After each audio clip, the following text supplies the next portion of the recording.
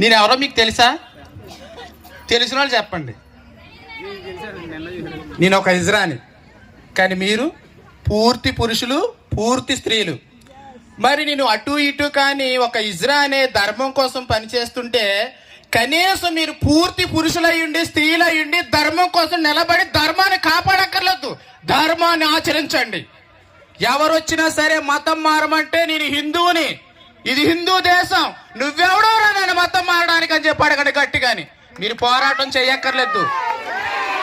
జై శ్రీరామ్. మీరు పోరాటం చేయక్కర్లేదు, కనీసం ధర్మాన్ని ఆచరించండి, పాటించండి. పరాయి మతాన్ని గౌరవించమంటే పరాయి మతంలోకి వెళ్ళిపోయి ప్రార్థన చేసుకోవడం కాదు.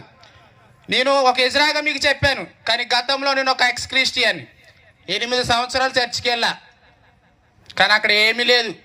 నా ముక్కు పుడక, నా పట్టీలు కూడా అమ్మేసి కానుకలు ఇవ్వడం కూడా జరిగింది.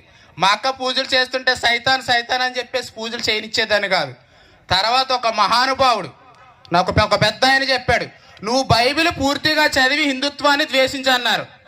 సరే ఎందుకు అన్నారా అని చెప్పి, అవును దేవుడిదే కదా, చదవాలి చదవాలని చెప్పి ఇంట్రెస్ట్తోని కంఠస్థం పట్టేశా. కనీసం ఒక 10 మంచి మాటలు కూడా లేవు. నాకు అవసరమా ఈ పరాయి దేశం మతం? నా దేశాన్ని, నా ధర్మాన్ని దూషిస్తున్నానా బాబోయ్, నా అమ్మ నాన్నలు ఇచ్చిన సనాతన ధర్మాన్ని వదిలేస్తున్నానా అని భయం వేసి పక్కన పెట్టి నా ధర్మంలో స్వధర్మంలోకి వచ్చి హిందూ ధర్మం కోసం ఫైట్ చేస్తున్నా. ఎందుకు? సరే నాకెందుకులే అని మారిపోయి నేను మీలాగా ఉండొచ్చు, కానీ మీలాగా ఎంతమంది మారిపోతారో మారనివ్వకూడదు. ఈ దేశం హిందూ దేశం అని చెప్పి కంకణం కట్టుకుని నాకు ఎన్ని ఇబ్బందులు జరిగినా, నన్ను ఎన్ని బెదిరింపులు కావాల్సి వచ్చినా, ఎంత పాస్టర్లు ఎంతమంది బెదిరించినా, ఎంతమంది క్రిస్టియన్లు బెదిరించినా తగ్గేదే లేదంటూ ధర్మం కోసం నిలబడ్డా. జై శ్రీరామ్, జై శ్రీరామ్. ఈ నెలలో ఖచ్చితంగా మన గిరిజన ప్రాంతాలకి ఈ గొర్రెలు మందల కింద వచ్చి మన అమాయకమైన గిరిజనుల్ని, మన హిందూ బంధువుల్ని రొట్టె ముక్కలు, చాక్లెట్లు, బిస్కెట్ ప్యాకెట్లు, రగ్గులు, స్వెటర్లు ఇచ్చి వాళ్ళ సేవ అనే కార్యక్రమం దొంగ పేరు పెట్టుకుని దొంగ ముసుగులో వచ్చి మనల్ని మతం మారుస్తారు. కంపల్సరీగా వాడి గొర్రెడు ఒక పాస్టర్ ఉంటాడు, పెద్దోడాడు, ఆడొచ్చి మన ధర్మాన్ని నాశనం చేయడానికి గొర్రెల తొట్టులో ఉన్న జనాలంతా వేసుకొస్తాడు. ఆ గొర్రెల్ని మనం సింహాల్లాగా నిలబడాలి.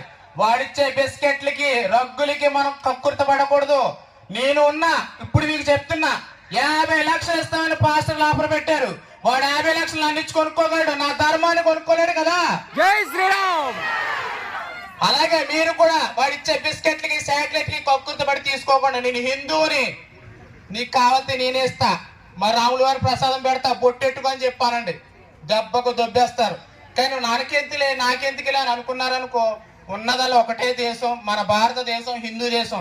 పక్కనున్న బంగ్లాదేశ్ లో, పాకిస్తాన్ లో మన హిందువులకు చోట్లేదు. కుక్కల చేత బతికుండగా మర్మాంగాలు తినిపిస్తున్నారు మగవాళ్ళని. ఈడ్చుకెళ్ళి కొట్టి కొట్టి చెట్టుకి వేలాడదీసి బ్రతికుండగానే పెట్రోల్ పోసి తగలబెడుతున్నారు. నా కొడుకులు పాకిస్తాన్, నా కొడుకులు బంగ్లాదేశ్, నా కొడుకులు ముస్లిం, నా కొడుకులు. ఇప్పటికే అన్ని మతాలు సమానం అంటూ కూర్చుంటే మన పూజలు, మన పండుగలు, మన గుళ్ళు, మన కులం, మన మతం ఏమీ ఉండదు. కాబట్టి చాలా జాగ్రత్తగా వినండి, ఆచరించండి, ధర్మం పట్ల పట్టుదలతో ఉండండి. మనకు ఆరోగ్యం బాగోకపోయినా, ఇంట్లో సమస్యలు వచ్చినా వాళ్ళు వస్తారు, అదే చనువుకు తీసుకుంటారు వాళ్ళు. నన్ను కూడా అలాగే మతం మార్చారు కాబట్టి చెప్తున్నా, అనుభవంతో చెప్తున్నా. ఎటువంటి ప్రార్థన చేయడానికి వచ్చిన పక్కన ఇంటి పక్కన ఉన్న వాళ్ళు క్రైస్తవులు వచ్చినా సరే, మాకొద్దు, మా దేవుడు గొప్ప, నా రాముడు గొప్ప, నా శివుడు గొప్ప, నీ ప్రార్థన నాకు అక్కర్లేదు. నీ ప్రార్థనలో మీ యేసు పుట్టిన ఇజ్రాయెల్ దేశంలోనే యేసు దేవుడు అంటే 2 సంవత్సరాలు జైలు శిక్ష, అక్కడే యూదులు ఒప్పుకోలేదు. నేనెందుకు ఒప్పుకుంటాను? నేను హిందువులని చెప్పండి. అలాగే